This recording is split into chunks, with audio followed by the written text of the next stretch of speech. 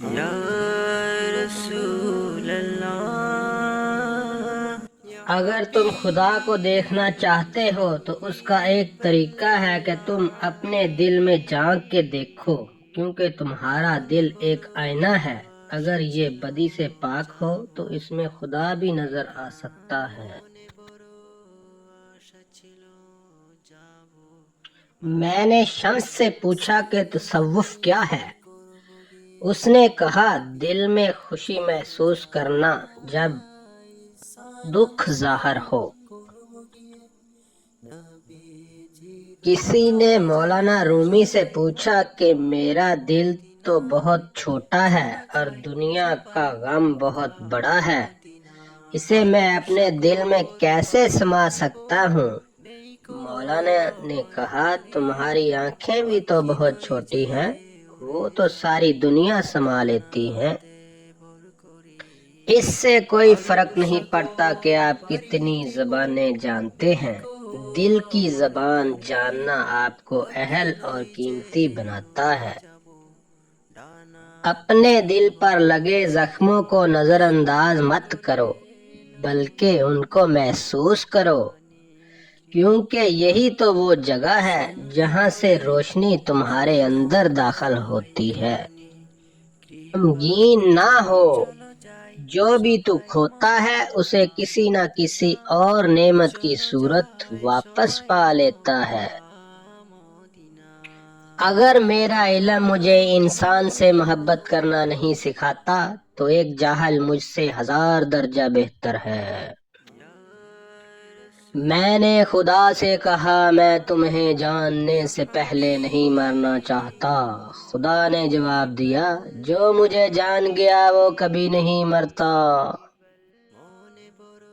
لوگ فقر اور غریبی سے ڈرتے ہیں، اگر فقر اور غریبی پیدا کرنے والے خدا سے ڈرے تو ان پر زمین کے خزانے منکشف ہو جائیں۔ انسان کا نفس خود ظالم ہے، اس لیے وہ فطری طور پر ظالم کی حمایت کرتا ہے۔ ہاں، اگر انسان اپنے نفس کا سر قلم کر دے تو وہ ظالم اور مظلوم میں امتیاز کر سکتا ہے۔ نفس ایک کتا ہے اور کتے کی یہ عادت ہے کہ غریب اور کمزور پر حملہ کرتا ہے۔ پیچھے مڑ کے مت دیکھو، کوئی نہیں جانتا کہ دنیا کیسے شروع ہوئی۔ مستقبل کے بارے میں نہ ڈرو، کچھ بھی باقی رہنے والا نہیں ہے۔ اگر تم ماضی اور مستقبل میں پھنسے رہ گئے تو حال گزر جائے گا۔ اللہ تعالیٰ کی طرف سے مصائب تنبیہ کے لیے آتے ہیں، یہ عین رحمت ہوتے ہیں تاکہ تجھے غفلت سے بیداری حاصل ہو۔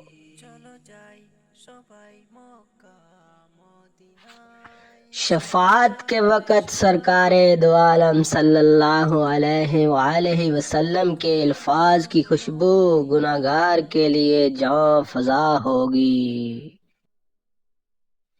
اللہ والوں کی باتیں سکون قلب عطا کرتی ہیں اور اہل ظاہر کی باتیں دل میں انتشار اور بے اطمینانی پیدا کرتی ہیں۔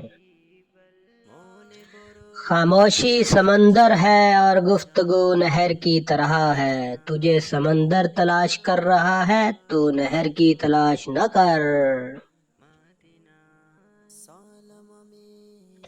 انسان کا دل توڑنے والا شخص اللہ کی تلاش نہیں کر سکتا۔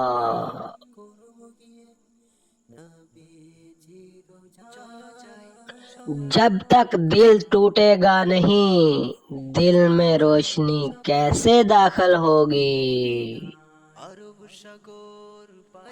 ٹوٹا ہوا دل خدا کی توجہ کھینچتا ہے، خوش نصیب ہے وہ روح جو خدا کے لیے روتی ہے۔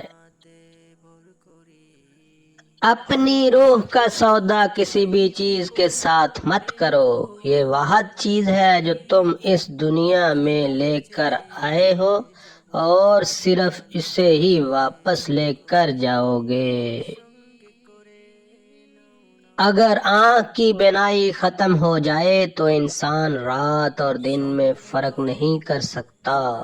اسی طرح اگر انسان دل کا اندھا ہو جائے تو وہ حق اور باطل میں فرق نہیں کر سکتا۔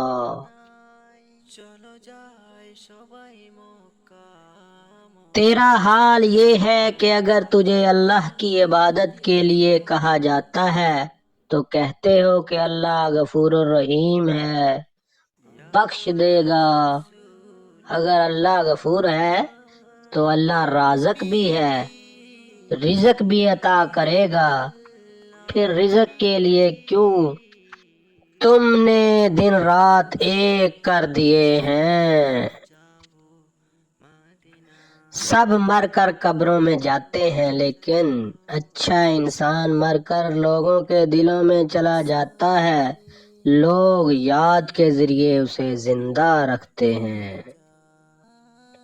جب دنیا والے تمہیں گھٹنے ٹیکنے پر مجبور کر دیں تو یہی بہترین وقت ہے سجدے کا۔ کل میں ایک چست و چالاک اور ناسمجھ نوجوان تھا۔ میرا خیال تھا میں ساری دنیا کو بدل ڈالوں گا، یہ کوئی بڑی بات نہیں۔ آج میں ایک تھکا ہوا سمجھدار بوڑھا آدمی ہوں۔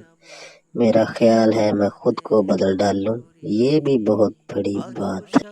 ہر اگنے والی چیز یہ بتاتی ہے کہ انسان جو بیچتا ہے وہی کاٹتا ہے۔ میرے دوست، اگر تم سمجھدار ہو تو محبت کے سوا کچھ نہ بیجو۔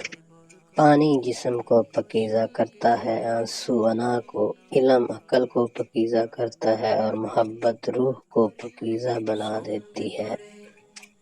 جب انسان کسی رنج اور مصیبت میں اللہ سے شکوہ کرتا ہے تو اللہ فرماتا ہے کہ اس مصیبت کا شکوہ بے جا ہے، یہ مصیبت تو تجھے میری طرف متوجہ کر رہی ہے، تجھے شکوہ تو میری اس نعمت سے ہونا چاہیے جو تجھے مجھ سے بے نیاز بناتی ہے۔ عاشق کی عید محبوب کا دیدار ہے، اور یہ دیدار اسے دنیا میں 2 مرتبہ نصیب ہوتا ہے، پہلی بار جب اس کی میں مرتی ہے اور دوسری بار جب وہ خود مرتا ہے۔ یا رسول اللہ